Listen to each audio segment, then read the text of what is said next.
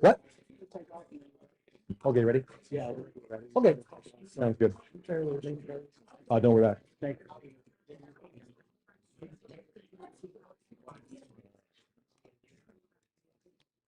Well, good morning. I heard about this cool seminar this morning. I showed up. They told me I was the presenter. So, anyway, Boater's Toolbox. My name is Jeff, and these are five things or five roles that every boater is doing all the time. Okay, and we're not going to try to teach you everything you need to know about them, but I really want to kind of spark your interest and get you to be developing these different roles and these different skills on a regular basis. Okay, we don't ever want to stop learning. When you bought the boat, um, we kind of had an image in our mind when we bought the boat, and then there was this dream we had, and then it doesn't take very long, a couple times out, and the reality sets in, and I talk to a lot of people that you have a few experiences, and then all of a sudden they start, going out less, and maybe docking. You have a couple of rough experiences coming into dock, and it's like, well, you start visiting the boat, but then not taking it out, and then a little bit later, you find the boat up for sale. So I want to encourage you that um, keep working on these things. We call it a toolbox because you are the craftsman. The limiting factor of your boat is the operator. Okay, the limiting factor of a hammer, all right, is the craftsman swinging the hammer. People ask me, what kind of boat do I need to sail on or get to go on the exotic locations? It's like, well, that's like asking me, what kind of hammer I should buy to build me a nice house. It's like it all counts on the guy swinging it. So you're always building yourself and building your skills, okay? So let's get started. The 80%, according to U.S. Coast Guard, over 80% of catastrophes at sea are due to operator error. Operator error, okay? And so you can alleviate a lot of problems by just building your skills, okay? So that's what we want to talk about today. Be an able sailor. Able just stands for, look, always be learning. I had somebody take a week-long course with me recently. We were kind of going over, what was the major thing you learned during the week? This one guy said, hey, man, I learned how much I don't know. He's like, I have a boat. I've been sailing for years, but I learned how much I really don't know, okay? And as opposed to, I was at the boat show last fall, and someone, met someone new, and they were talking to me, and their plan was to sail around the world. I'm like, oh, that's exciting. And they said, well, I asked them about what certifications, what courses they've taken so far, and they said, well, we're just going to teach ourselves to sail. I'm like, okay, all right, have fun, and as it's kind of like, if you have a friend and go, hey, I bought this plane and I taught myself to fly last week. I'm going to England tomorrow. You want to go? I'll be like, you know what? I'd love you to give me a call when you get there. Okay. Let's hear how that went. So always be learning. These are the five things. We'll go over them individually. These are the five roles you're always going to have. Okay. So always be learning. Someone asked me, when was the last time I learned something about new or what? I've been teaching sailing and boating and navigation for over 30 years, but I also make sure I take at least one class every year on something new or something from somebody that knows more than I do on something. So always be learning. I'm always learning new things, always reading and always taking new classes. So understanding and applying the navigation rules of the road. That is the first thing in the toolbox. This is a kind of old copy of the navigation rules. This thing has 38 rules. Actually, I think the updated one has 41. It covers in 130 pages, and there's another 85 pages of annexes and regulations that pertain to the original rules. So it's a lot to know and a lot to remember, okay? But it's also really important to know those. Every boater should be able to instantly recognize who is stand on and who is give way, in a crossing situation. So here, like this, with this little, this is a great one. So, you know, yeah, that's an interesting situation there. One of the rules that's not in here that we kind of, it's kind of a common sense rule. We go by this, we call it the rule of gross tonnage, okay? If you're out there and, you might have you right of way, it might be stand on. And let's say you're tangling with something like maybe, let's say like an aircraft carrier, okay? You might want to just, just keep clear of the guy, all right? Just stay clear. Um, there's like, what's it, old epitaph, here, what was his name? Here lies Michael O'Day. You guys heard this one? Here lies Michael O'Day. He died maintaining his right of way. He was dead right as he sailed along, but he's just as dead as though he'd been wrong.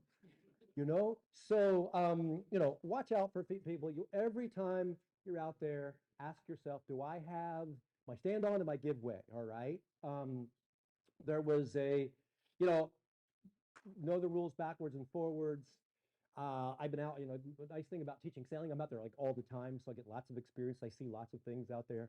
So I was going over some of the rules in a class one time. I'm out teaching, rules of the road, and there's a sailboat coming up, and I'm on a sailboat, and we're stand on and they're give way. So I'm explaining the rules to the students and everything, and you know, we get closer and closer, and then the guy starts yelling at us to get out of his way, and I'm like, okay. And so, and we'll go over in a second, but if you're stand on, you maintain course and speed until it becomes apparent that the other guy's not going to give way, and then you do whatever you can to, avoid a collision. And so he's yelling out the rule to me, which is the wrong rule. And I'm not going to sit there and argue with the guy why we collide, We're just going to go, okay, we'll just let him go. But it's funny that, you really want to know what's going on in every single situation. Anyway, so we want to know, like this happened up in the, a little while ago. It's like, okay, yeah, you're a sailboat. Technically, you stand on over power boats, um,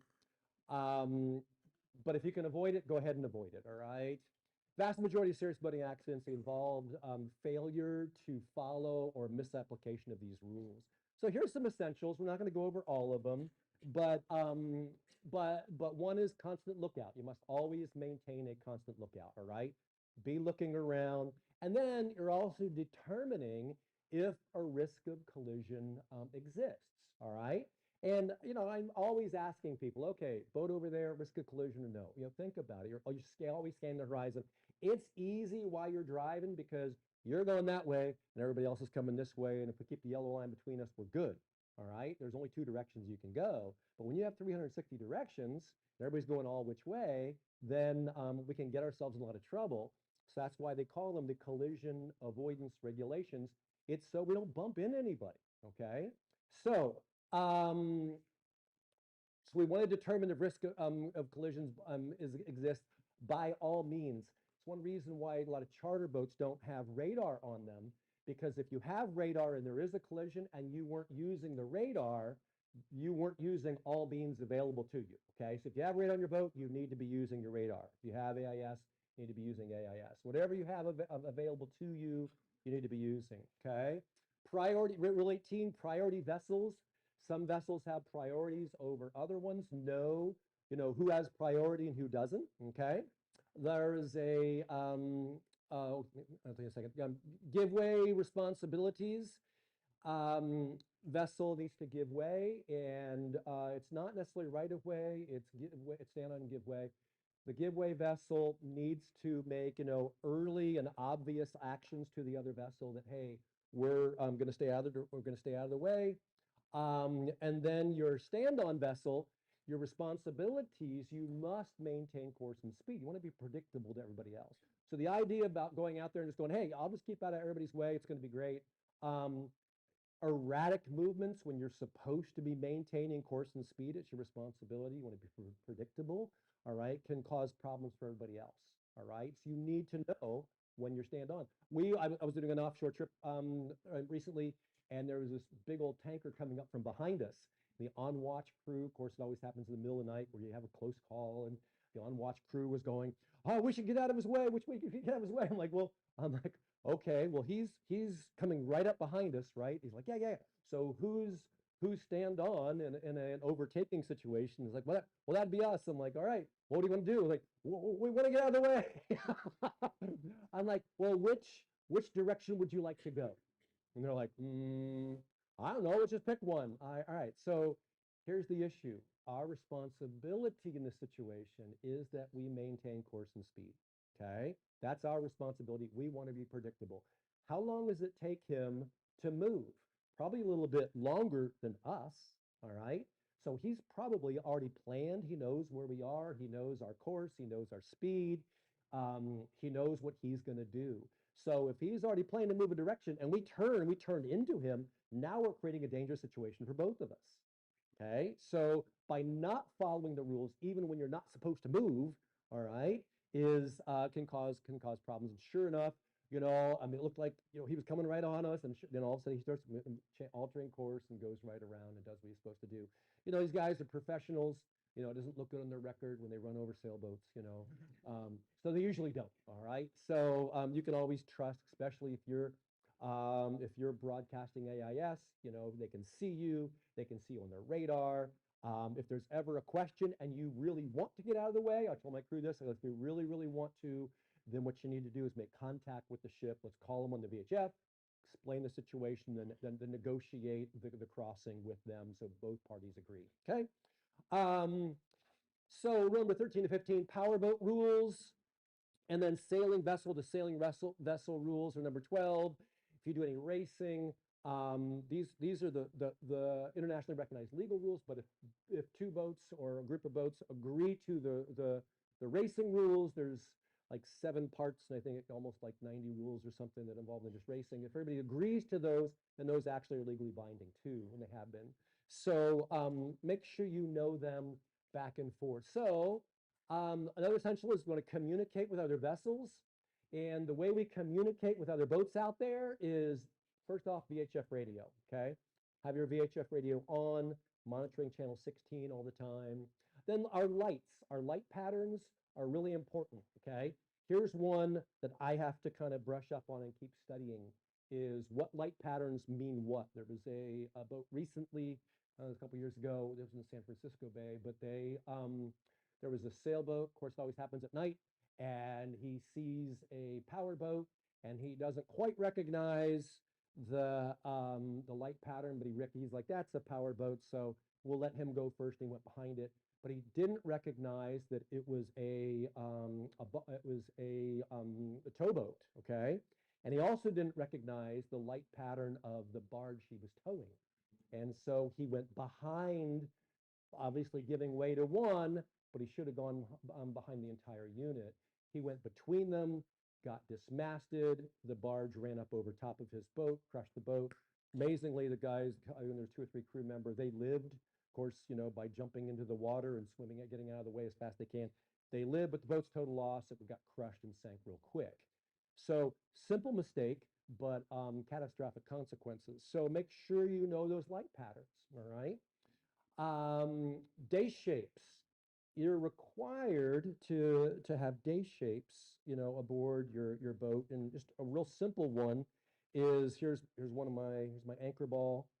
So this means I'm anchored during the daytime. Or at nighttime, put your anchor light on. During daytime, you should have an anchor ball. A lot of folks I see around here don't use anchor balls during the daytime.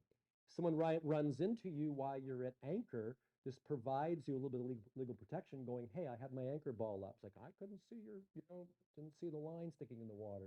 It's like if you have this up. So use your anchor ball. And if you sail internationally, you'll find a lot more people following the rules, okay? It's an international rule. If you sail in the Caribbean, you'll see a lot more of these, or over in Europe, everybody's using the anchor balls and your steaming cones and all that kind of stuff. It's really important to know the shapes, okay? And then also identify from other boats. We use day shapes during the day to identify the hierarchy of vessels, but know the day shapes and use them yourselves. We use flags to communicate. So there's a whole flag set, so know what the flags mean. and what the flag, configurations mean. At least know the emergency signals, at least know like the diver down is the alpha flags. If you see that flag, like, oh, it's pretty, no, there's something in the water, be careful. Steer clear of that, okay? November Charlie is like a Mayday signal, all right? November Charlie, that's one flag that means yes, the other flag means no. You see yes, no, that means, okay, it's a Mayday situation. So you know that you need to render assistance if you can. So know your flags, horn signals. I don't know why, but it's kind of funny. On the road, we don't have any specific signals except for you idiot, And we have one signal, right? But on the water, we have a lot of horn signals that signal intent, and then also you can answer back, and then it tells you which way you're going, and making each other predictable. So know the horn signals. It's a whole lot easier if people are using their horn signals in crossing situations than everybody trying to get on the VHF radio and talk to each other, okay? So horn signals are really important. So use those. Here's some of the racing. It looks like they're probably racing, but good T-bone situation. Um, who was at fault here? Left side. And what rule is he breaking? Yeah, he's on port tack. The other guy's in starboard tack. So, which guy? Obviously, the skipper's responsible, but which guy on the boat didn't do his job? You sailors out here, which guy on the boat didn't do his job? The what? Lookout. Okay, they probably knew the boat was there. They're both going upwind. You can tell the boat by the angle of the wind. He is trying to fall off. The what? The who guy? All right. The guy who really screwed up here, obviously the captain, is in charge. Whoever's in charge of the boat is in charge. But the guy who didn't do his job was the main sheet trimmer. Okay. You can still see how tight that main sheet is. All right. For you sailors out here, if you sail on a nice, well-balanced, performance-oriented boat, if you're trimmed in going upwind, and you turn off with the helm, your main sheet guy doesn't blow the main sheet, boat's not going to turn. But it would have slowed him down. What?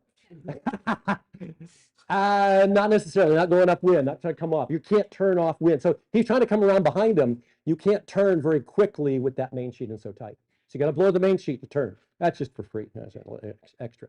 Anyway, all right. So here's constant bearing, decreasing range. Remember, I said to always be determining if a risk of collision is occurring.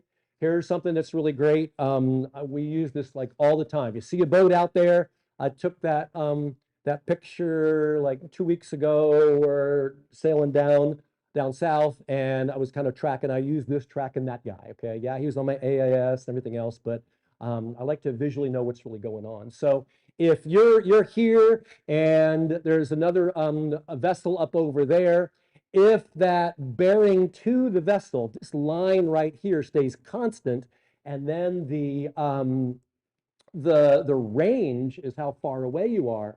That range is getting closer, you're on a collision course. But so what I do is I'm looking at my boat here, and I'm using my stanchion posts.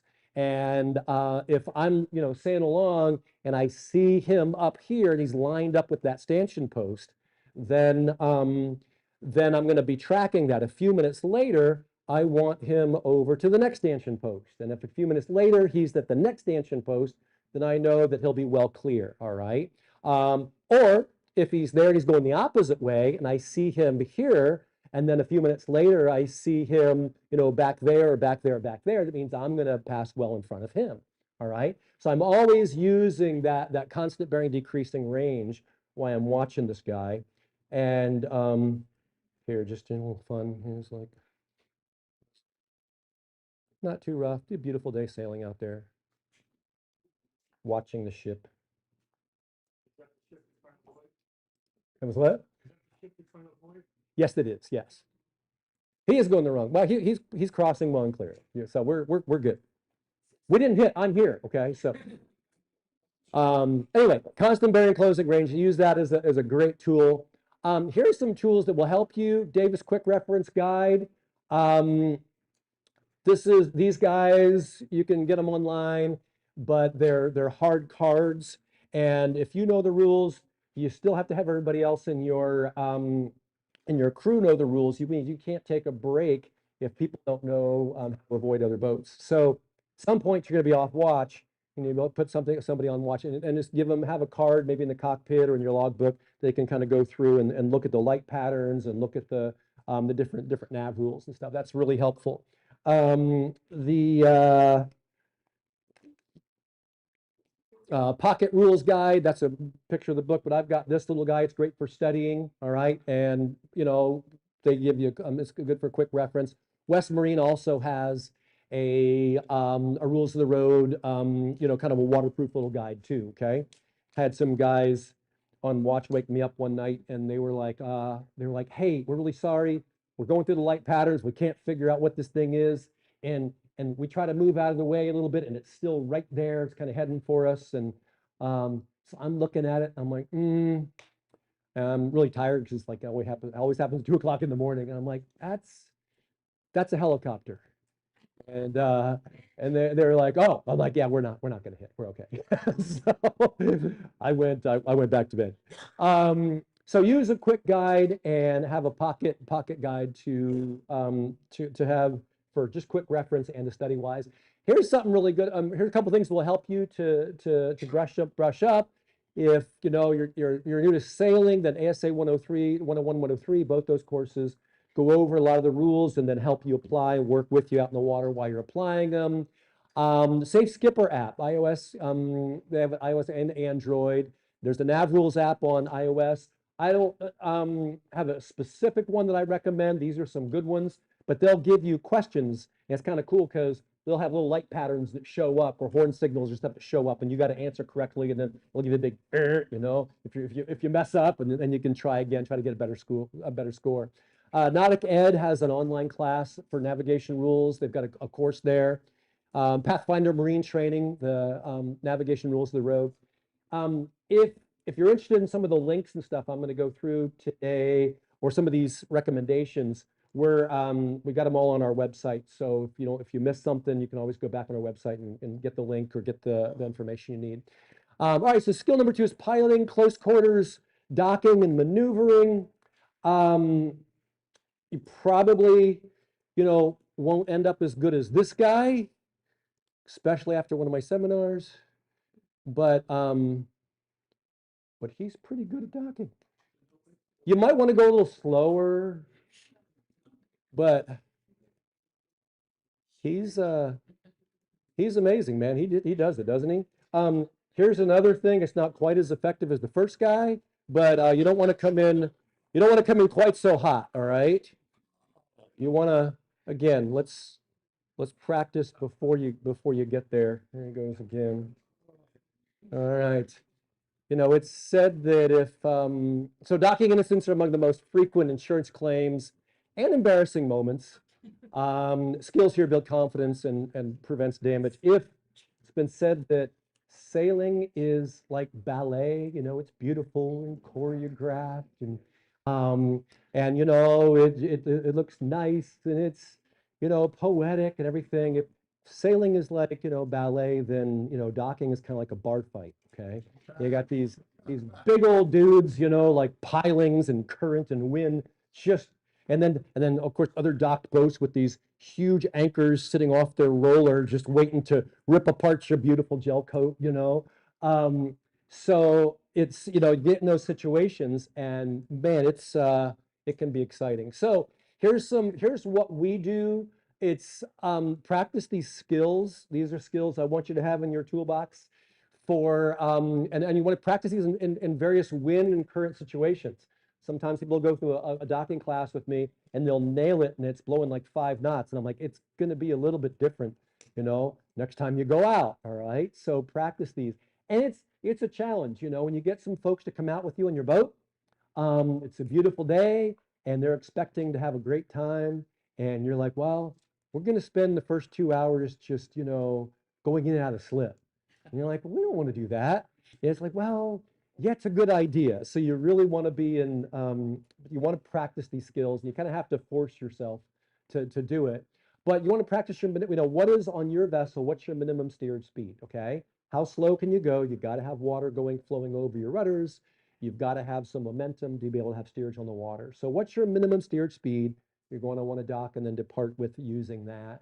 Want to be able to back and control, okay, depending on your vessel. Takes more work than others. If you have a island packet, good luck. But you can do it, but it takes a lot of practice. Discover, find out what your pivot point is, all right? It's not like a vehicle that follows the front two tires around.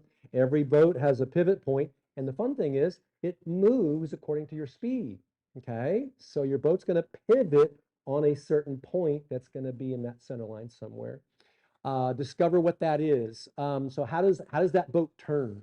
And then practice a standing turn. A standing turn is being able to take your vessel and then rotate it on its pivot point in very confined areas. All right, you want to be able to do that. That's a really important skill. Stopping precisely and station keeping. So anybody can make a boat go. It's going to go. All right, but can you make it stop? And then can you make it stay at a certain point? All right. We have a few bridges that we go through regularly on the bay here. And usually around bridges, they make bridges usually around the most narrowest point of land, so they don't have to build the bridge super far. The problem with those narrow points of land is that there's a lot of current that goes through there. All right. So you get up to a bridge and you got to wait because he's going to open up in a little while and he's got a mechanical issue. He goes, it's going to be a few more minutes. And then you got this current pushing you and you got other boats kind of like stacking in there. So can you make your boat stay where you want it to stay? And when you've got some current, you got some confined areas. So practice station keeping, come up with a couple of ranges on land and around you to be able to hold that boat in position.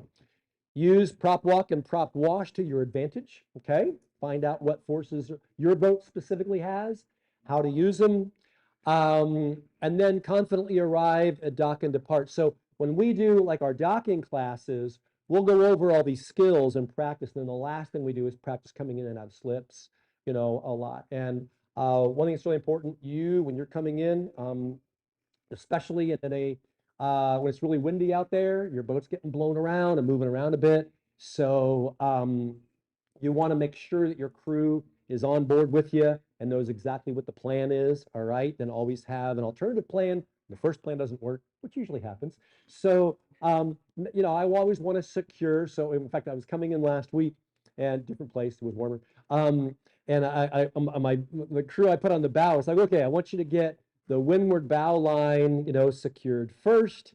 And everybody's in the boating community is super helpful. And we went over this situation beforehand.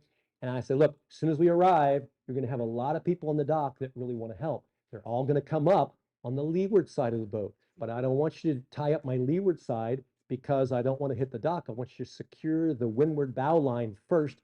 I'll take care of the stern. And like, you got it? And he's like, yeah, I got it. So sure enough, we pull in the slip and there's like 5 people standing on the leeward side, and he's like, hey, here, let's help me with this line. And they're like, that line? He's like, this line. They're like, well, how about this line? He's like, no, that line. So sure enough, well-intentioned people it's great, but they're not on your insurance plan. If something goes wrong, they're going to go, oh, too bad, see you later. And they're just going to walk away. So make sure that your crew is listening to you and not, helpful people on the dock. They're there to assist your crew, not the other way around, okay? So practice coming in and out of the slip, backing in and going forward in different configurations with different wind speeds and directions. Sometimes it's best to go stern to, sometimes it's best to go bow to. So you want to know all these different situations. Fenders, some important things to have aboard. So have some correctly sized fenders, make sure they're not too small, and make sure your crew knows how to use them correctly. Boat hook, obviously, to help get lines and stuff for you. Rub rails on your vessel. I met this one guy one time, and I was going over his boat, and he had 2 sets of rub rails at different heights all the way along his boat. And I'm like, I've never seen that on a boat before. He's like, yep, didn't come like that. When I first bought the boat, after I docked first time, I had them both installed, and they're like 3 or 4 inches sticking out either side. He's like, now I can come in and Just tie her up, I'm like, all right, that's one way to do it. So, and we just recently got some new boats in our school, and it was the first thing we did, put some big rub rails on, and our gel coat still looks pretty good. So rub rails, bumper strips on pilings. I got was one narrow strip in a different marina that I come into regularly. And so it's a very narrow slip for my boat. And so I donated some big old bumpers, some strips to him and to the owner of the marina there. And he was very happy. And now I can more easily come into that narrow spot. Have an extra long line, aboard to use as a warp, and then know how to warp in and out of a slip in heavy air conditions. It's very, very helpful. Headset, good. So a warp is just a big long line, okay? Big long line that you can use to warp in and out. It's just a skill to practice. Okay, yes? You can spring in and out, or you can warp in and out. Very similar skills. Okay. But I used to have like to have a line at least 1.5 times the length of my boat. Okay, and that will help me get me out of most situations. Okay. Headsets, good for communication. I know a lot of people that like them. The challenge with putting more and more gear, now it's an extra thing you have to make sure is charged. You can only do it with a headset. You get there when the batteries dies, and then you can't, you're relying on something that you don't have anymore. But keep them charged up and ready to go. They can be really helpful. Here's a boat in the bottom corner there. He's using a line as to help in a docking assist. Okay, so furthering education on this, ASA teaches the 118, the docking and maneuvering made easy. It's a whole class on board a boat, just going over all these things and all those skills. Private coaching at Sailing Academy, we'll do private coaching on your boat. We've got some really proficient captains that will work with you with your specific situation and do some coaching. Annapolis School of Seamanship, they've got a one-day onboard docking on their boat. It's a power boating docking class, really, really good. Definitely recommend their courses too. All right, yes. Advice on how to duck at night, 'cause we did that this last year, and the one thing I think we missed is, should we get like a beam light?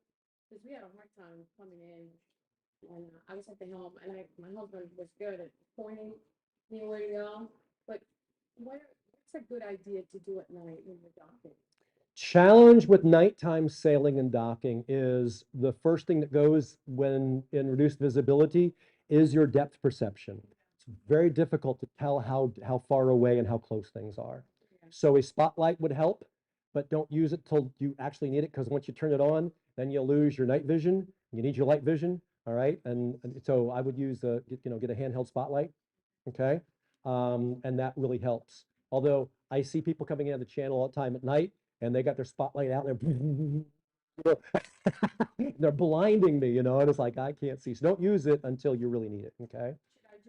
Should we just stick to somebody pointing where to go in when you're docking? I mean, I'm sailing, I get it. It's just the docking Yeah. that people that are on the boat to guide me instead of using my own, like, kind of vision. Really helps to have somebody on the bow, all right, and midship feeding you information. Because again, if you're back towards the back, where the helm is, the bow is so far away from you, right? So you need somebody on the bow giving you, boat lengths or feet or meters or whatever you use, okay? All right, and then make sure you can communicate back and forth, okay? What works communication wise when it's calm doesn't work when it's blowing like it is outside, right? There's a lot of noise in the marina, okay? All right, so you're the safety officer. As the skipper, you're responsible for the safety of your crew and vessel. It's not a matter of if emergencies or challenges will happen, it's a matter of when they will happen, okay? So you're responsible to keep your crew and your vessel safe at all times, all right?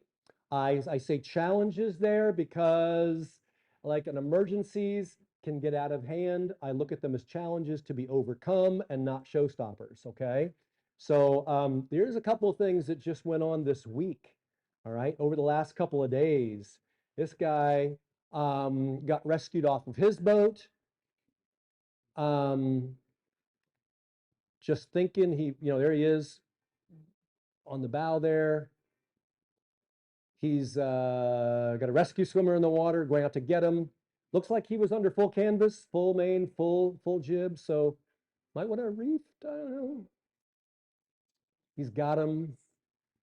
There's some mood music playing in the background. This is off the Coast Guard website.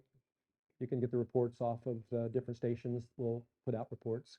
So I know he's getting airlifted up into the helicopter right there, okay? So this is from Air Station Miami and Clearwater. They rescued a mariner from a disabled sailboat 75 miles southeast of Daytona Beach after his personal locator beacon was activated last Saturday. So it's a week ago today. Individual was safely hoisted and transported. No injuries were reported. What is a disabled sailboat? Yeah, hey, it's perfectly good sailboat. Yeah, you'll be surprised if you go over. I always go over these reports. All right. What they don't do is give a whole of an analysis of what happened before the rescue. So you really have to dig to find out what went on. Okay. I want to know that because I want to work on the stuff up until the point where I hit the PLB. I'd like to take care of things before that happens. All right. It's easy to get overwhelmed out there. This guy's out sailing by himself. He kind of probably made a few mistakes up until this point. Once you get airlifted off of your boat, what happens to the boat? It is a total loss. All right. Remember, a mayday call is imminent loss of life or imminent loss of vessel. All right.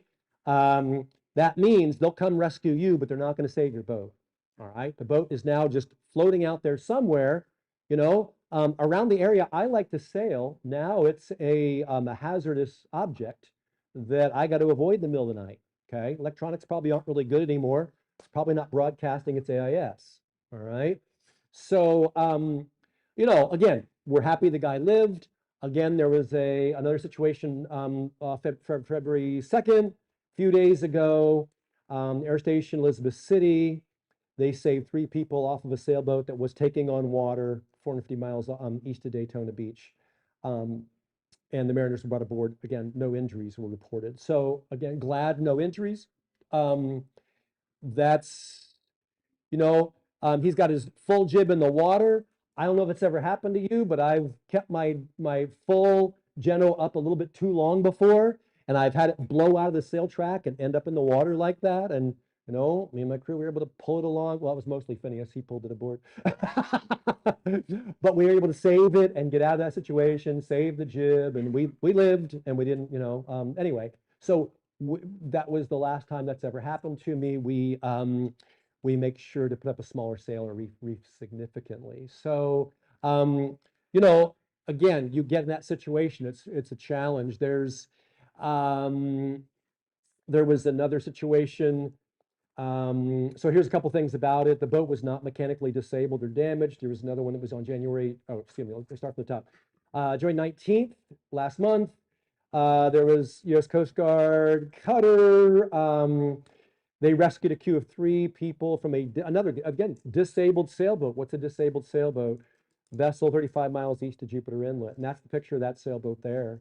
And then again, they rescued the people. I think there was some people that eventually did get to tow this one ashore. But so there was another case. This is from a couple years ago, and this went around in the online forums and stuff. And I remember reading extensively and looking up everything I could possibly look up about this because it's part of a route that I normally sail. It was off the coast of North Carolina, and I'm going, a lot up and down the coast and between here and the Bahamas a lot. And I had just made that trip right before this guy, all right? And I got in, and sure enough, there was a big, big cold front, big low pressure system. I scooted right around behind it, and but then it really really developed once we were just below it, and so we were safe. But this guy, got his big 60-foot. It was a big 60-foot boat, and when the Coast Guard got to him, the Coast Guard's report was it was 15 to 20 knot seas, 15 to 20 knot winds with 6 to 10 foot seas. All right. And I'm like, that's a nice day offshore. All right. And so I immediately go, well, what's wrong? And of course, they reported and said, hey, it was a lot bigger than that, you know, for the last couple days. And I'm like, yeah, but you made it. You lived. And, you know, your boat can handle a whole lot more than you can. Um, so anyway, it was reported that the crew, they had crew exhaustion. They were in fear that the vessel would not be able to handle the conditions. And they also mentioned that they were afraid that the boat was going to capsize. Okay.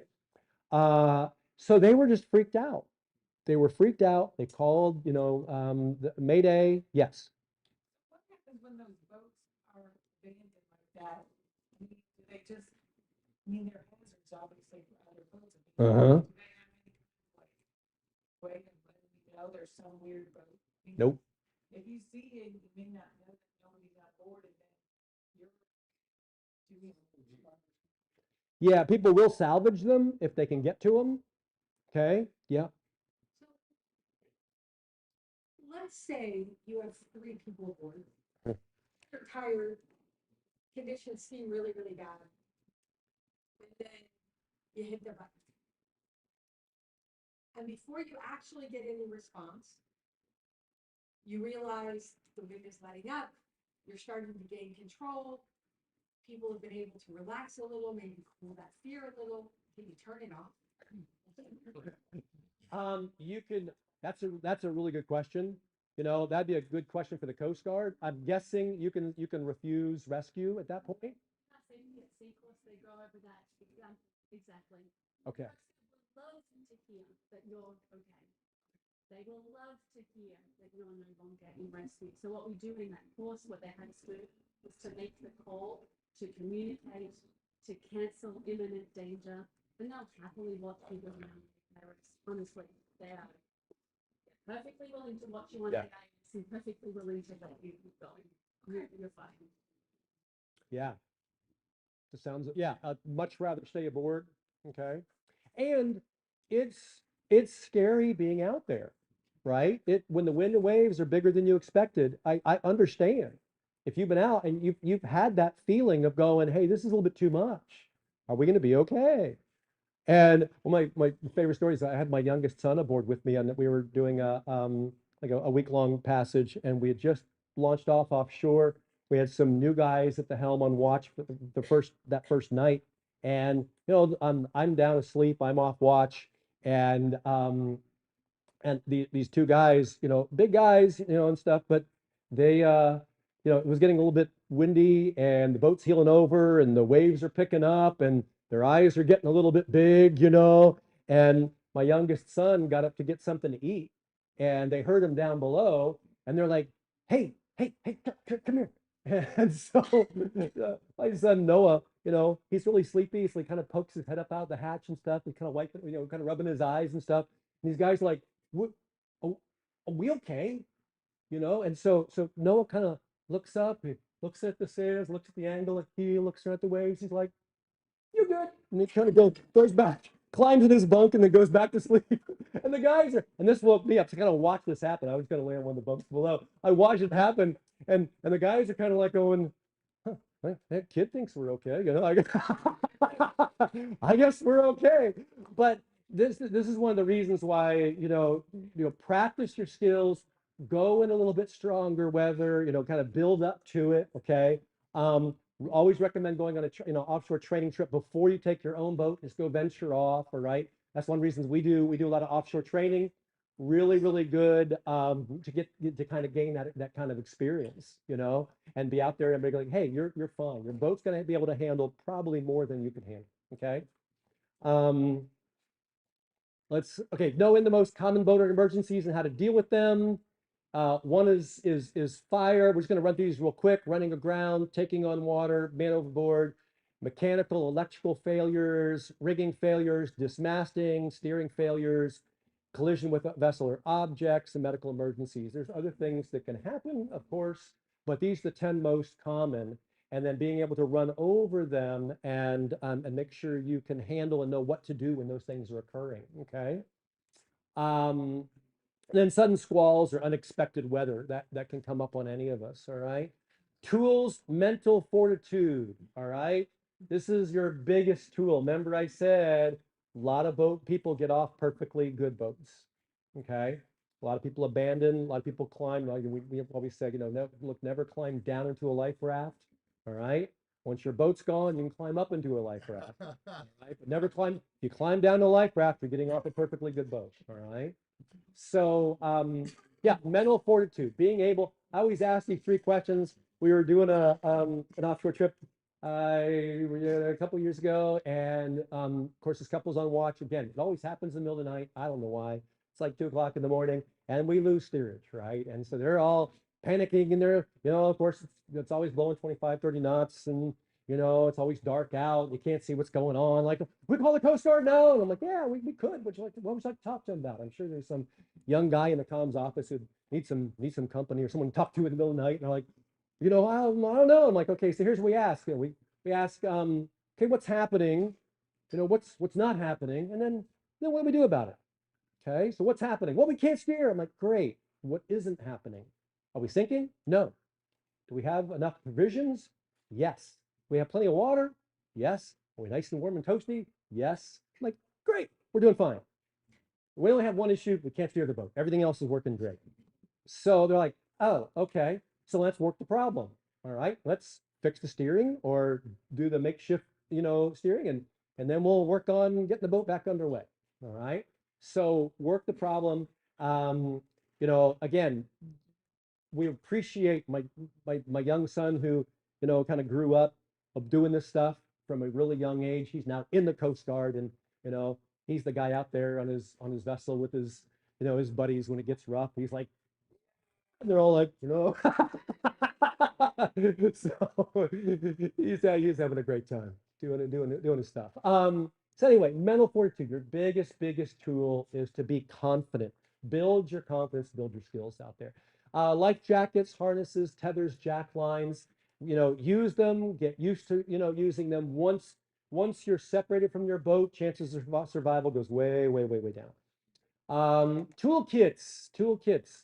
I always say start with one toolkit for your boat, and then when it gets full, then separate it into two toolkits, and divide it by projects that you're going to be doing. All right. And when those two get full, divide it again. So pretty soon you're going to end up with an electrical toolkit, a plumbing toolkit, a mechanical toolkit. You're going to come all these different toolkits, and that's going to really help you. Okay, build them. Don't go buy a bunch of stuff, but as you need them, right? Work on as many systems as you can. Spare parts, every system aboard. You think about putting something new on your boat or a new gadget that comes out. We need to know how to repair that thing. All right. Safety, like I love that, like one of my boats got a big bow thruster on, but I got to learn how to clean, brushes on that thing, right? So take it off, and I did my first job, I did a terrible job, so I had a friend come over and show me how to take out and clean my little, the brushes to the electric motor, and not too difficult to do, but I needed to learn how to do it if I want to keep that thing, working nicely. So spare parts for every system aboard. Safety equipment, not only just what's required, but also extra things like, is a jack line required? No, but I sure want to have it if I'm sailing at night or if I'm going offshore. Fire extinguishers, fire blankets, that's part of your safety equipment. And then first aid kit, build your own first aid kit. It's nice to get the little starter kits they sell, at the marine chandleries, but build stuff that you want to have aboard with medications and everything. And then towing insurance. Lastly, the EPIRB, the emergency positioning indicator radio beacons. Again, always make it a last thing before you call for help. I remember something along the lines of that question. One time I had called towboat because it was, years and years ago, and I had my family aboard, my kids are little, and I arrived late and to the one, port we were trying to make it to, and I was trying to handle the boat, and the winds really picked up, and I was really having a hard time. I couldn't, it was so strong, I had to be directly upwind or go directly upwind, and I just couldn't get the boat to go there, and it was overwhelming my motor, and I was just totally frustrated. So I called the towboat guy, and he was going to come get me and tow me into the harbor.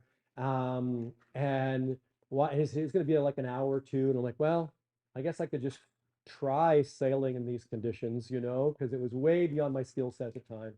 And so, you know, I reefed my sails and got them going, and all of a sudden the boat started moving. I'm like, hey, this is working. And so, you know, I was able to tack, and I'm like, hey, all right, I'm making progress. And so I started working my way in, and pretty soon I was almost there. And so I called the guy back and canceled my tow, you know, and it was neat. I felt a real sense of accomplishment by being able to do it. I'm like, oh, okay, I wasn't totally out of my league. I was able to do it. So always have that as a last thing, but it's a good to have it's good to have those kind of there. So one of the things you're gonna get off your boat real quickly for is a fire. Okay. It is a real common, you think, why would a boat burn up sitting on water? It's like there's a lot of combustible things you're carrying along with you. But this happened, I think this past season is down the BVI. So that boat within an hour, like burnt to the water line. Big catamaran. I don't know if you can hear it, but let's see if we can. Okay, so I'll narrate for you. This little dinghy is coming up. He's trying to rescue the guys off the catamaran. The captain won't leave. He's got a bucket. He's going to fight this fire with a bucket. And you know, it started with a galley fire. I have no idea. I do not know.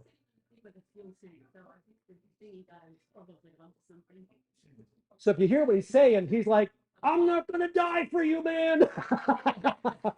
So you can hear him saying that. So here's the crew. That guy's his crew. He's not as committed as the captain. And so he actually gets off on the dinghy. He's like, hey, man, love to help, but I'm out. And then you can see this guy still trying to put out the fire, which is great. This is an interesting scene. He's got a fire extinguisher in each hand. Spit on it too.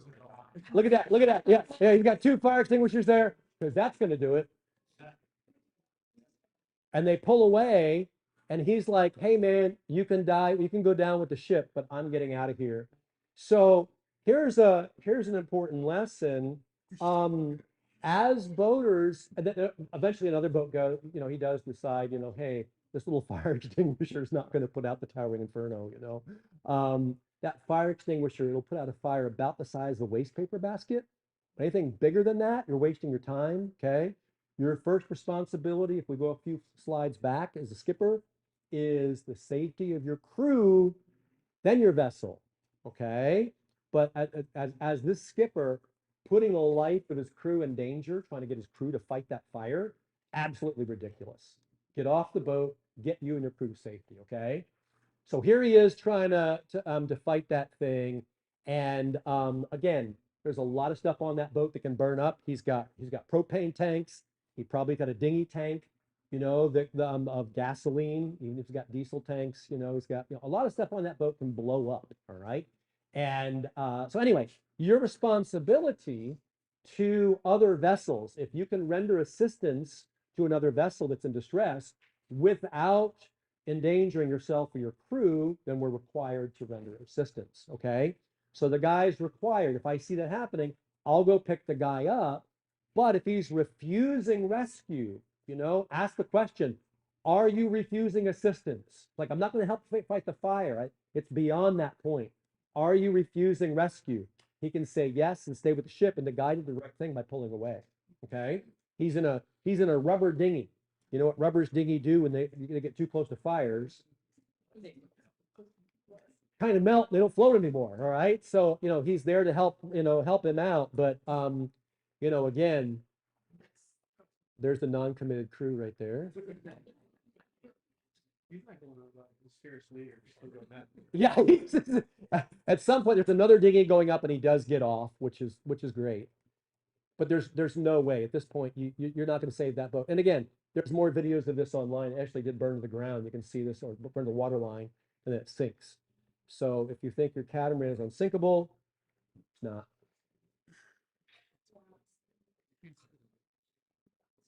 Yeah, they're just finally deciding to get off. He's like, this is getting hot. you don't understand how hot it is on that boat right now, okay? Well, he just got up in time. Look at that. Yep. Yep. Whole thing's going up. Yeah, they're like, stand back. We're not getting any closer. Yeah. Gets hot. All right, there it is. Look at that. There it is. Yep. Does not take long. He's got some ornate stuff on him, doesn't he? Yeah, yeah, I don't know what that thing is.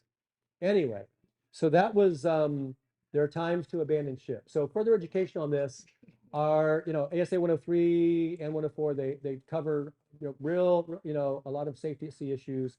NautiCAD has a good safety at sea online class. STCW, that's a great class. It's required for a lot of commercial guys in the industry, but I do recommend if you have an opportunity, I've taken that. You actually get to spend time doing firefighting. All right, they put the stuff on you. You actually put out fires.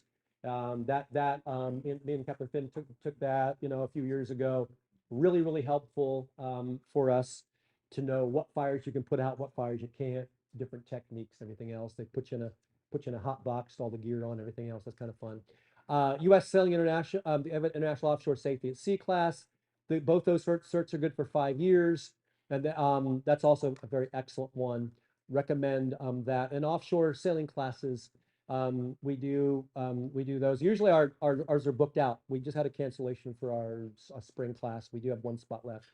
I had to reschedule, but so if you're interested in getting some coaching offshore, there's our opportunities. But definitely work on your emergency skills. Okay, know how to use the equipment aboard, know how to use stuff, and how to get yourself out of all those situations. All right, next thing, the navigator. You're always navigating. You're using the ATONs or aids to navigation. Navigating from why it's essential. You're going to be navigating from harbor to harbor, preventing groundings or entering hazardous areas. You're going to be able to safely make landfall after a passage. Even with modern electronics, knowing traditional markers is vital. This guy didn't do so well. So he probably missed a channel marker somewhere along the line. So power boats and sailboats aren't immune from it either. This guy's kind of high and dry, missed the channel by a little bit. One time I was coming in, this was incredible. I was, again, build your skills. We were coming down the Herrington Channel. We were going out and we saw some guy aground outside the channel in a sailboat. Okay, and we're like, I'd love to help him, but I've got a deep draft sailboat. I can't go out of the channel and pull the guy. So I'm like, look, I can call a message. We kind of waved to him, see if he was okay. He's like, yeah, I'm good. I'm like, all right. So we went out, sailed that evening. As we were coming in, we saw him actually get free. And as he got free, he was on one side. He sailed across the channel, started really picking up speed, went through the other side of the channel and ran aground over there. And then we saw him get free and do the exact same thing. Sail right across the channel through the other side. I'm like, did it spark your interest to wonder what those pilings with the colorful, boards are on them? Did you have any question about what those might mean, But he had no idea. And he's kind of watching him, no idea what any of the channel markers meant. Okay. And so, that's an extreme case, but also I've seen people where we had either an isolated danger or a regulatory mark where they've gone out of the channel to go over to one of those and then ran aground because they were looking at some other mark that wasn't an actual channel marker. Okay, so know the aids to navigation, and the key elements here. You want to know what region we're in. We're in region B. Region A, they just switch the red and greens around. All like cardinal marks, the special purpose marks, isolated dangers, all those the same. They just switch the red and greens around. So if you're in the wrong region, you're going to get it wrong. All right. So make sure you know what region you're in. Yes. Where is region A? Region A is, let me see. Let's go through it. I think I got a picture. There we go. Cool. Region A is over in Greenland. I wonder if Greenland's going to switch or not. I don't know. We'll see. But Sorry, bad joke. I know, too soon, right? I know. Yeah, so region B is going to be us, the Caribbean, South America, and then parts of Southeast Asia. Region A is, if you go over to Europe, or if you're in the Mediterranean, or sailing up in the Baltic, you're all going to be region A, okay? All right, so I want to know which region I am with the IALA buoy system. Remember here with region B, we're red, right, returning ring. There's a bell. So if you can't see the marker and you're in fog, the bell is going to be on the right-hand side as you're going in. And then greens have a gong. And so you can even tell by sound, all right? So you're looking at the color, you're looking at the shape, you're looking at the numbering system, all right? And you're also listening for the sounds of these markers, all right? So all that can give you information. Flashing patterns coming in at night. You need to know the flashing patterns. I've got a buddy who's colorblind. He calls me one night. He's like, "Hey, I am late getting back into this one harbor I was going to," and he's like, "I have no idea what I'm looking at." Could you look at your charts and just kind of talk me in? I'm like, "Yeah, no problem." So we were able to talk him in. Like, "Okay, what do you see? How many times is it flashing? You know, what's the closest one to you?" We were able to walk him in. But know the flashing sequences and be able to identify those. Also know the information and regulatory marks, be familiar with the range markers. Also, besides that, be able to do dead reckoning, navigate from a starting point to a destination point, understand the lat longe grid and be able to use that, kind of figure out where you are. Every spot on Earth has its own address. So get used to using those addresses in the latitude and longitude. Then be able to come up with fixes, be able to do a visual fix is from any point. And this is great. Turn off your chart plotter and then try to figure out where the heck you are on your paper chart, okay? I don't like going anywhere without paper chart backups, all right? So we're always plotting every course we do, every trip we do, even offshore trips. Like we're always plotting. And if electronics go down, I know exactly where I am, what my DR course is, what the currents are going to be. We're kind of all set for things kind of going sideways on us. But be able to get a fix, all right? Be able to figure out exactly where you are at that certain point in time. You can navigate from there. If you don't really know where you are, it doesn't really matter which way you go, okay? So the first rule of navigation is you got to figure out where you are first. That's your fix, okay?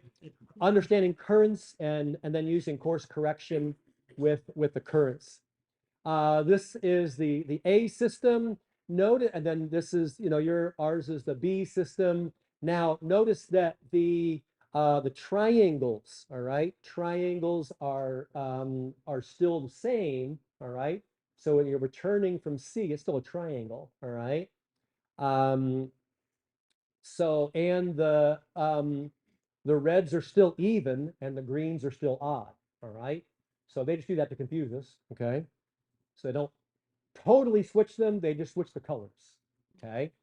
Then we talked about the regions. This is a really good illustration. Be able to identify what the markers are on the chart and then match them up with what you're going to see on the waterway, okay. So that's a good illustration right there because it shows you on the left side what is marked on the chart and then what you're going to see once you get there. So be able to identify those things. These are the regulatory marks, know all those, and then ranges. There's a couple ranges around, especially going into the Baltimore Harbor. We use the ranges there. Going into, if you go to Parish Creek on a sailboat, it's really deep, or it's okay in the channel, very, very shallow in your side. There's a couple of dayboard range markers that I have to use going in and out of there. That's important. So you line them up and you're in the channel, but still use the channel markers to get around. So all those are important to use. Great tools, chart number 1. It's a legend of all the symbols and stuff that you're never going to remember all of them. It's a good reference point to have chart number 1 and be able to figure out what's on the chart there. Paper charts, like I said, I always carry paper charts with me everywhere I go. Chart plotters are fantastic, but they require electricity. Dividers, parallel rulers, an accurate timepiece, and some binoculars, tide and current tables, ship's compass, then a hand-bearing compass. I'm always using, or I always have these tools aboard to help me navigate. Okay, further education. ASA 105 is a coastal navigation course. That really helps. It's a real humbling class because it's harder than you think. Okay, but it's a 2 or 3 day class. Annapolis School of Seamanship, they've got a basic navigation and plotting piloting course. That's excellent also. Okay, lastly, yes. Sometimes I see these cardinal marks, are they in books, but do you see them in real life? Yeah. Yep. I just noticed you didn't put them up. I didn't put the cardinals because you don't see them here either on my presentation, but they're still there. You'll run into it. Okay. So it's good to know the cardinal marks. Hopefully not. My jokes don't get any better than that. Sorry. All right. So you want to be the meteorologist. One thing I didn't know when I started boating, I didn't realize how much time goes into weather forecasting. Okay. When I started cruising full time with my family, I'm like, man, I spend like a lot of time every day figuring out what's going to happen weather-wise. You know, we kind of live and die by the weather, right? And when my kids were little, we would sail according to family speed. Okay, so these guys are heading out, and I like this one guy said, he goes, yeah, you know, your weather's a little bit too strong. And everybody's like, well, you know, I got a strong boat. It's like, well, I have a strong boat, but it's got a weak little me inside of it. Okay. So I wanna do some good weather forecasting. So the weak little me can have a nice sail that day. All right. So even the boat can handle it. I'd like to work around it. Most catastrophes occur in avoidable weather. The best captains spend significant time deciding whether to go or not to go, coming up with some weather windows. All right. Key elements, you want to identify sources of the marine forecast in your region. VHF weather channels, 1 through 10, that's going to give your local forecast. On the web, you can go here. Let's see if it's working. Is my web working? Yep, there it is right there. So here's the Chesapeake Bay, and they're going to run through on the VHF radio these different regions. We are sitting here in ANZ 532, which is Chesapeake Bay from Sandy Point to North Beach. And if we click on that, it's going to give us the 5-day forecast. I find this is a lot easier to do on my phone than wait for them to come up with my region. Excuse me. So for the rest of the day, this is fantastic. Winds northwest 30, gusting to 50. Anybody want to go sailing this afternoon? Yeah, well, the icebreaker came through yesterday, so we can get out. All right. So we'll have a sign-up sheet in the back, and somebody else vote. I'm not going. So, so it's going to be blowing up to 50 on the bay. Make sure you're looking at the marine forecast. All right. Nothing's going to tell you it's going to be blowing 50 on even in Tracy's Landing, Maryland. It's going to have a much more benign forecast. All right. So tonight it's going to calm down a little bit, and then it gives you a good 5-day forecast. By Monday, things are going to moderate. Okay. So again, wait. There's nothing that says you have to go now. All right. Don't get in a hurry. So that's what I'll look at here. Let's get back to, is that showing you that? Did it show you? Well, great. I'm having a wonderful time on my computer. You're not seeing any of this. Ah, great. All right. You can't see what I'm clicking on. Sorry. It looks really great on here. Are you sharing these slides with us? Yeah, so I'm sharing all the links and everything. So that link is on our website. Okay. So yeah, all the links on here. Anyway, all right. Understanding terminology of watches, advisories, and warnings. Okay. A watch is a significant or hazardous weather event. It's possible. Okay. An advisory is going, hey, it's kind of coming, or it's pretty much imminent. And then a warning is like it's either imminent or it's occurring currently. All right. So know what those are. Small craft advisory, 20 to 30 knots, or 33. Gale is 34 to 47, and a storm is 48 to 63 knots. Okay. Then hurricane is going to be over that. We have in our forecasts here kind of those 4 categories. All right. And I'd like to divide those a little bit more. A lot of the forecasts, I don't know why National Weather Service doesn't use it, but we use the We use the Beaufort scale. Pretty much anywhere you go outside the states, they're going to give the forecast in the Beaufort scale. We'll get to that in a second. Anyway, you want to identify real-time conditions. You can do that using your ship's radar. If you don't have that, National Data Buoy Center. I love this thing. We can find out what's really happening from the weather buoys. All right. I'd click on it and show you, but that's not working. So it's pretty cool. Go home and click on this. It's neat. You can pull up all the weather buoys that are out there. They got some in the ocean, they got some in the bay, but you can find out in real time what's blowing out there right now. Okay. What? Great. Okay. Yeah. Sometimes I find even the radar apps and some of the other apps, and even the like the AIS apps, they lag behind a little bit. So the websites or the actual, the firsthand data they'll give you up to the very current stuff. Cloud formations. Know the cloud formations. Okay. Those are going to be really, really helpful for real-time data as far as what's going on right where you are right then. Okay.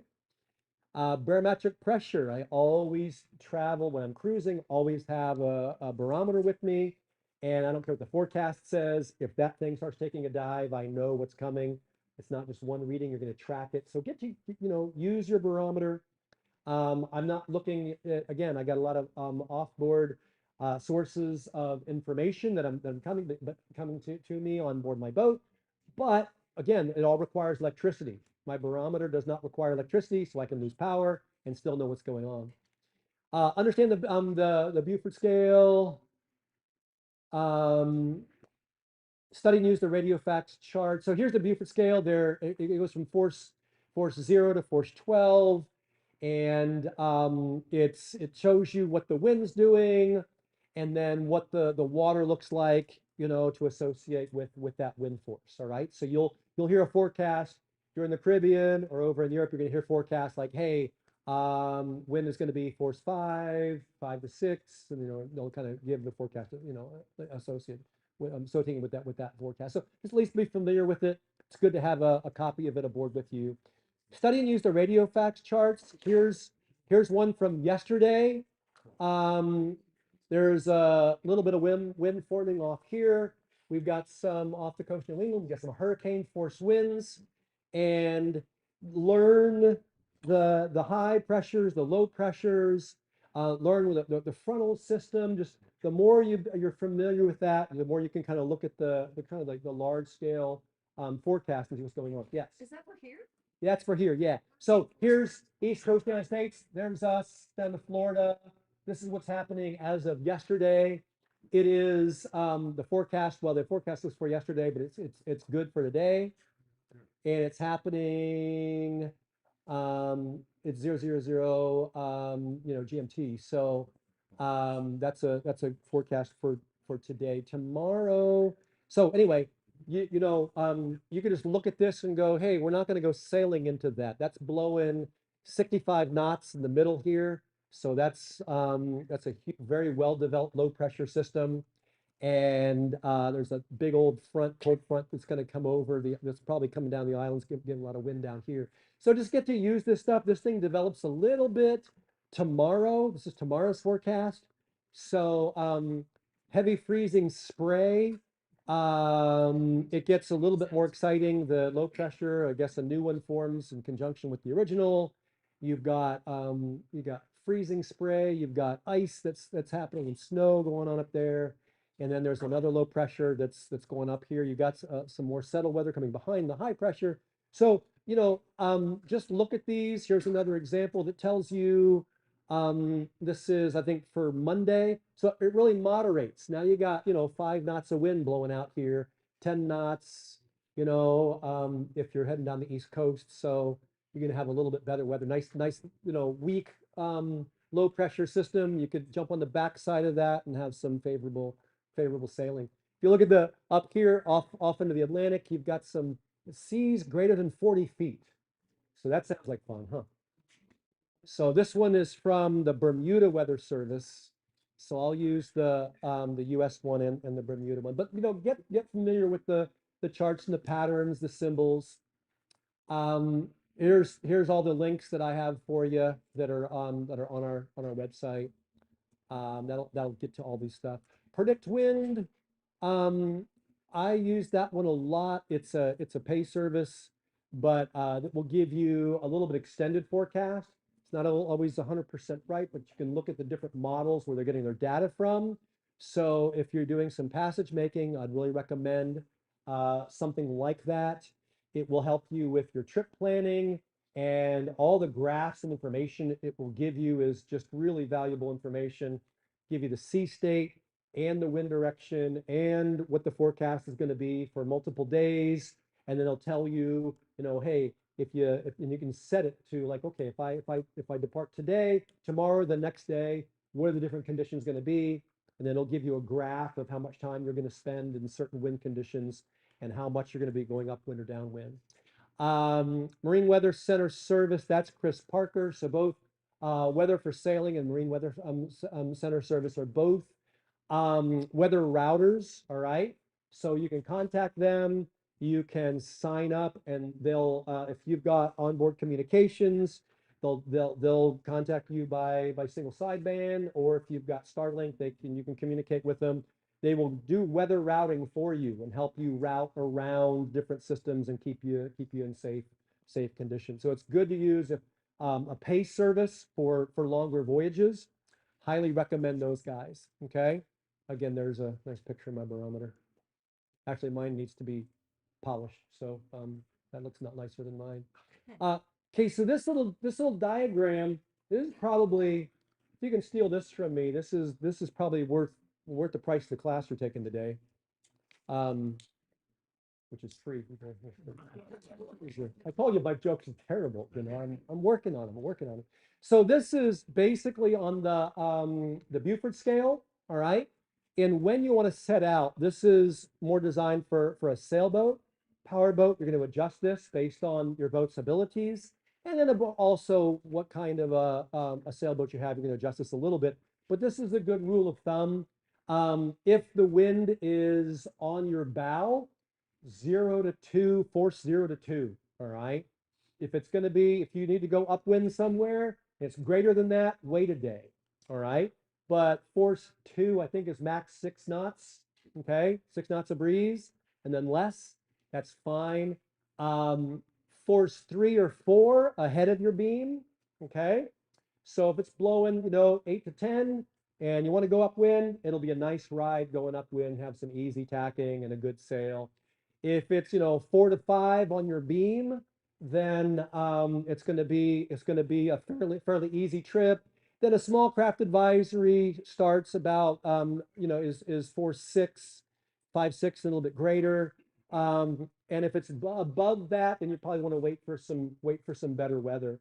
So I don't mind if the wind. People always ask me, hey, when's it too windy to sail? It's like, well, it depends on which direction you're going. Okay.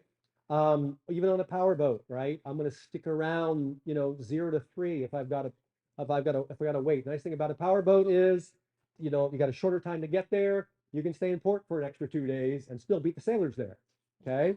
Wait till it gets nice, then put the hammer down and go. All right. But there's no reason to go in really rough weather. I was in the Bahamas with a friend of mine, and I was going to help him take his boat back to Florida. This was one Christmas time, and he was like, "Look, they're having a Christmas party, and I'm playing Santa, and so we're not leaving until after I give the gifts out to the kids on the island." And I'm like, "Okay," but the forecast was, for like gale force winds, and it's blowing 25, 30 knots, and then above, and it kept building and building, and I'm like, "Hey man, it's building." He's like, "I'm not leaving till I give the gifts to the kids. I'm playing Santa." I'm like, all right. So finally, the Christmas party was over like about 11, and then at night, so we head out, and of course it's just huge wind and seas, and of course the wind was against the Gulf Stream and stuff. But he's got this big old power boat, and he's got stabilizers, and I was like, oh, okay, this isn't horrible. Not ideal conditions, but we made it and it was a rough sail, a rough motor back to Florida. Because he had to play Santa. Okay. So if you got to play Santa, maybe plan an extra day or 2 to go. All right. But plan your trips according to the weather. We like it here. If it's blowing 20 knots out of southeast, even 20, it's going to be an uncomfortable ride in Chesapeake Bay. But if it's blowing 20 knots out of the west, it's going to be a beautiful day, right? So, think about which direction it's going to be on your boat. If it's blowing 25 to 30 from behind my beam and I've got a big sailboat, that's going to be a great sail, like a good sleigh ride going downwind. Parent wind's only going to be maybe 15 to 20 on my boat. So it's my rig's not really overloaded. Anyways, that's a great little diagram. Furthering education, Marine Weather University, there's a course at asa.com. It was developed, it really helps, to build a foundation for weather forecasting. Okay, so that's all 5. I got a bonus round. I slid this in here at the last second. I think that's Caleb's drone shot, isn't it? It might be. So we had if you, building anchoring skills is a real game changer. Whenever I go anywhere, I'd much rather be on anchor than stuffed in a marina or in a real tight mooring field. So I love being at anchor. But I took this picture like 2 weeks ago. We were all set. There was a power boat over here. I'm sitting here, and it was late afternoon, and all of a sudden and there's a couple other sailboats around us. All of a sudden, this big old charter catamaran comes barreling through the anchorage, and all of us are like, oh no. I mean, because we were all set. It was supposed to really blow up that night. We were well protected by the land that's in front of us. Like, all right, it's going to blow 25, 30 knots tonight. We all been watching our anchors. We're really well set. This guy comes flying at the last second. He motors up in front of me and drops the hook. And I'm like, I'm not going to get any sleep. It's not necessarily you, but it's the other guy. Do you trust the other guy, right? And so I'm watching the other guys, and I'm pretty confident in their abilities. This guy comes up, he drags through the anchorage. He comes back up again, back up in front of me, and I'm like, look, the wind's going to change directions, and he's going to be directly upwind of me. And I know that about, 1 o'clock in the morning, he's going to be right on my bow, dragging into me. So I'm like, ah. So we're watching him. So he pulls up anchor, he re-anchors again, drags through the anchorage, and he comes up again, anchors, and then he seems like he's set. So they all go inside. You can see they shut the engine down. You hear the gen set come on, the air conditioners and TVs, all kind of stuff go on and everything else. Then I'm watching this boat drag through the anchorage again, and then all of a sudden I guess they figured out. So everybody's clambering back up on board and firing up the engines and pulling the anchor up and going at it again.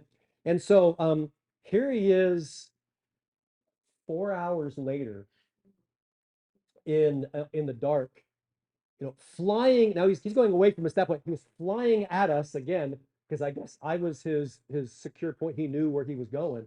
So he's jamming high speed in the dark back towards me, trying to anchor. And I'm like, go away, go away. So, my heart was going out to him. It's like, look, there was some of us who were trying to help him out. There was another cruiser. We were contacting him on the radio, trying to give him some tips. Guy went over in his dinghy trying to help him out. But man, not only did he ruin that evening for himself, because he probably like flew in that day, picked up his charter boat, had a beautiful sail during the day, flew in the anchorage last second, expected it to get set and in place, and then wake up the next day and have another great day. Is down the Exumas somewhere. So we had a really interesting time. Yeah, but he just couldn't get the anchor to set. So finally, some other folks went over, tried to help him set his anchor, and it seemed like he was set. And then I was like, okay, and he was far enough back where he wasn't going to drag into me in the middle of the night. So I finally went to sleep. The problem is nobody else in the anchorage could go to sleep with this guy dragging around in there. Okay, much less what a horror show on his boat, because he can't sleep knowing that he can't get his anchor to set. All right, so it seemed like some other folks helped him out. He seemed like he was set, so all of us went to sleep. We got up first light in the morning time, and his boat was gone. So there's this very narrow little tiny channel, and there's a couple marinas inside there. So we think in the middle of the night he got up, pulled anchor, went in and tied up at a dock somewhere. But then he lived, and then we saw him barreling off somewhere else that next day. Like, oh, okay, there he is. Yes. Social etiquette situation, but tell him. Yeah, social etiquette is the last guy in has got to be the first guy out. Okay. That's just basic anchoring etiquette, right? There's an issue, he's got to move. Would you ever tell them? Yeah, oh yeah, I'll tell him. In a nice way, but firm. Yes. So was the problem is that he had the wrong type of anchor, or why did he keep dragging? So it's set of anchoring that it's, 80% technique and 10% ground tackle. Okay. So you can have the best anchor in the world, but unless you're doing it right. And even though on some of the communications on the radio, they're all tips I would have given him. But and he's like, and he's saying he's doing it right, so he's blaming on everything else. Like, I got enough scope out and I got this. I'm like, all right, so it's good to develop your anchoring techniques. All right. Learn how to worm an anchor, not just drop an anchor, but to worm it into a seabed. All right. Drop a little bit in. The nice thing is, in the Caribbean, you can just kind of look down and see your anchor and see if it's set correctly. Here you can't. You kind of have to go by feel. So I will feel and spend a lot of time worming my anchor in the seabed. One of his problems was he'd drop the hook, jam both engines in reverse, and like pull back super, super fast. So that doesn't allow your anchor to get into the seabed at all. All right. It's going to be only in the top layer at best, and then it's going to pull right out of it. All right. But even with this proper scope, he wasn't setting it correctly. So I can't tell. I wasn't aboard his boat. I wasn't looking at his ground tackle or his technique. I was kind of looking from safely away. But there's a lot of factors go into it. That's why you want to really be confident in your skills. And then next, you want to be confident in looking at other people and to determine if they know what they're doing or not. Okay. So that's equally as important. All right. So this guy, again, he was having a great, interesting time. Here's anchor to road, water depth measurement. So the classic is 7-to-1, water depth to, 1 water depth, and I would add to your freeboard. So that measurement plus that measurement, take that measurement and then multiply by 7. What? Not under the boat is where the anchor is. Yeah, correct. You're going to drop that's one measurement, and you're going to let out 7 times that. That's going to go out all the way to your anchor. It was from the other side. What? Up on the anchor, not below the boat. No, okay. It's just where you're pointing. Saying the same thing, he's saying, don't just do it on your water depth, do it with that plus your freeboard. Yeah. So freeboard plus water depth multiplied by 7. Okay. Yes. Actually, I believe he's saying, drop the anchor at 5 feet of water and your boat comes to a stop at 10 feet of water. Oh, okay. Yeah. That's All right. which one do you use? Oh, gotcha. Yeah. So you use the deepest water you think it's going to be. Also account for the tide.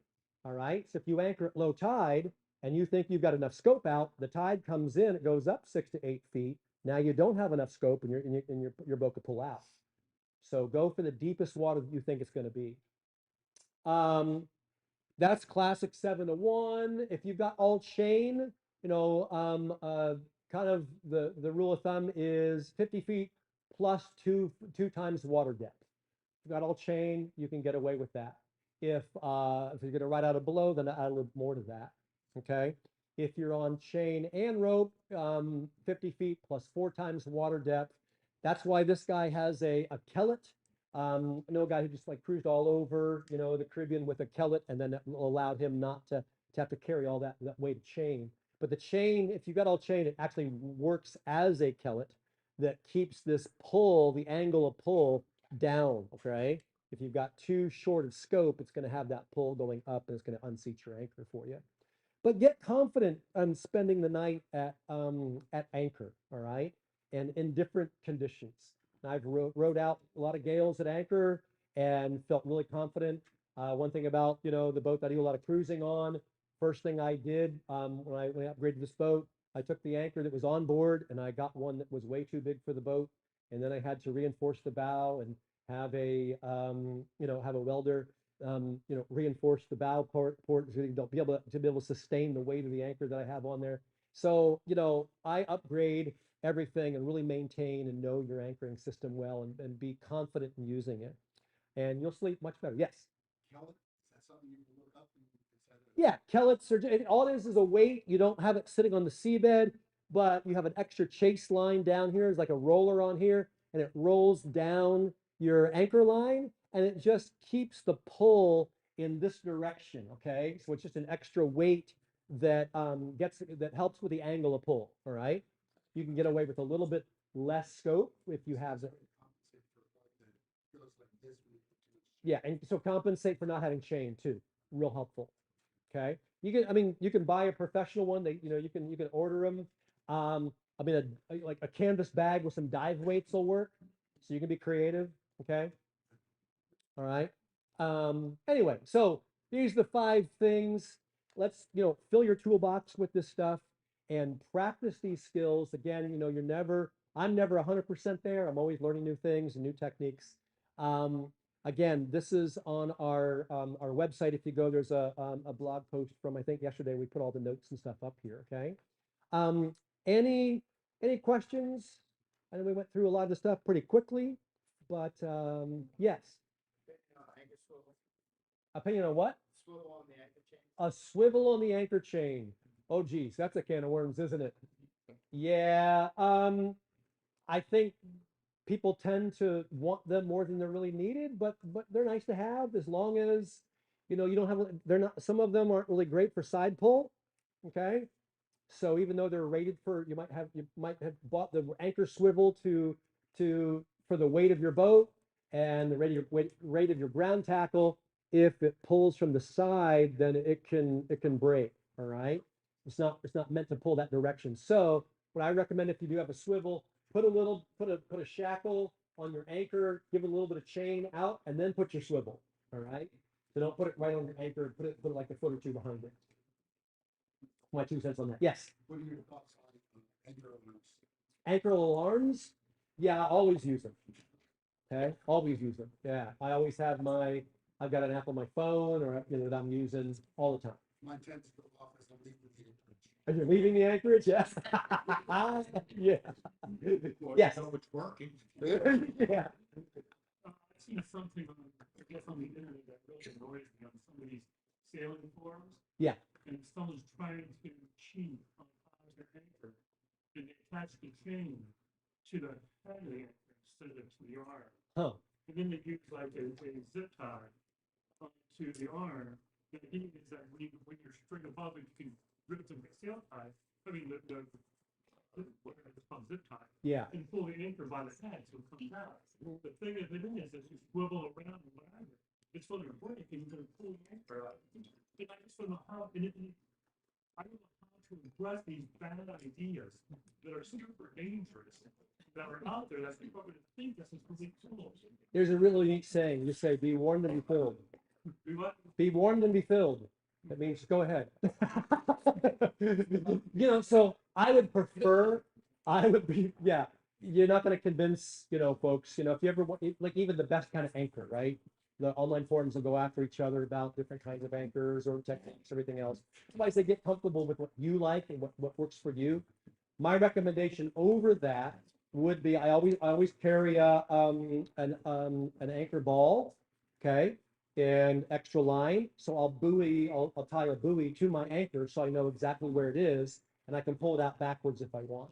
So I don't like with you, I'm a little uncomfortable with that technique that you're describing, and people will swear by it, but I'm like, if it works for them and they like it, great. I just put a frowny face and just say, this is the stupidest thing. Because it keeps coming up. Yeah. Without the comment. Yeah, yeah. I just don't know how to deal with bad information. There's a lot of bad information, so that's why it's like, eat the chicken, spit out the bones. And, like I'm not trying to convince anybody, I can just share what works with us, okay? Yep. Essentially, is experience the only way to know how well somebody else is anchoring? I have a lot of practice doing anchoring, Mhm. right? But you said there's 2 sides of it. It's going back to yourself, and then being able to look around and know if the people around you are doing it right. Yeah. That one I'm not confident about. Yeah, you're spending time in anchorages and watching people. It's just experience. Yeah. Okay. Like one time I was, big storm one night and it was getting dark and there was this couple and they, brand new foul weather gear. All their bright work was gleaming, and all their brass was shining. definitely a yacht club boat. You can just look at the boat, go, they don't anchor much. Okay. And they pulled in, and sure enough, they're dragging through the anchor. So they set their anchor, right? And and then they went down below again, and I'm watching their boat go, and there's this, you know, big coral reef behind them. So, you know, I jumped in my dinghy this time, went over, you know, hey, you know, you're going that way. Do you want to do that? Like, no, no. I'm like, all right. So I helped them get anchored, and I put them. I gotta pick a space in their anchorage, in the anchorage, right? And so I was watching folks, and there was this other guy that was in was the anchorage, and I watched him anchor. So he sets his anchor, he gets his hand bearing compass out. He's up on deck and he's taking bearings off of stuff, and he's writing little notes down, and I'm like, that guy knows what he's doing. And so when I probably wasn't very nice, but I took this really nice gleaming $1 million yacht up and I anchored it in front of the guy who was taking the hand bearing compass things. I'm saying, you're gonna babysit them all night long. I'm the one helping. I want to get a good night's rest. I'll anchor in front of the guy who I know is gonna watch him, you know? So, I slept really, really well that night. But but their anchor held, everything was fine, and I got a nice bottle of wine out of it too, you know, so it was good. It was good. So, all right, anything else? Yeah. Good place to go for the charts on like somewhere that's not like 120. Because the charts now are like 220, brings them out. They're getting expensive, aren't they? Yeah. There's a couple of websites that I use. Which one do you use? You can even get 12270 this area on Amazon. Yeah, Amazon. Yeah, okay. Yeah, Ocean Graphics, Ocean Graphics. oceangraphics.com. He said 2 years ago they stopped printing. Yes. Yeah. Again, but we're back to Yes, print. yes. Print on demand. Oh, they can't stop doing that, so. Yeah. Okay, but I've never tried Amazon. They just bought a new big print on demand up in Baltimore Fulfillment Center just for this reason. Oh, okay. They're printing. Yeah, they're all like. Sorry, could you say that again? What was Amazon fulfillment, one of the fulfillment up in Baltimore has a new print on demand center. And it's got the big format printers so it can do the charts. Yeah, we used to get up in Annapolis at where we get them? At Fawcett stopped printing. Yeah, they stopped printing. I'm like, hey, we need that. Yeah, so it's getting hard to find them, but it's still a good idea. Yes. I have a niche question. Okay. You can say later, that's fine. I'm a disabled sailor. And do the rules change? Do some of the rules change? I'm deaf. Do some of the rules change? Or do lights take precedence over sound, or both, you talk communications, you talk safety, you talk, how do those factor in a situation where one of your crew or all of your crew don't hear anything? That's a really good question. So later.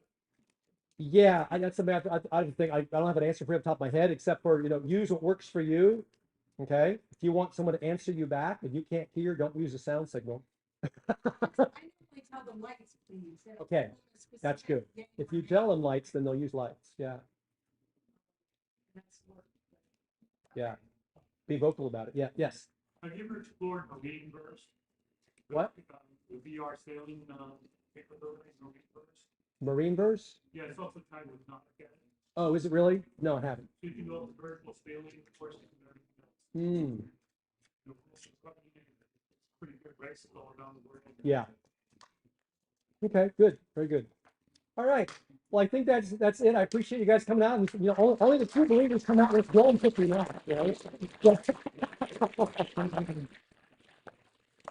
So thank you very much. I'll be around for a few minutes if you have any questions, okay?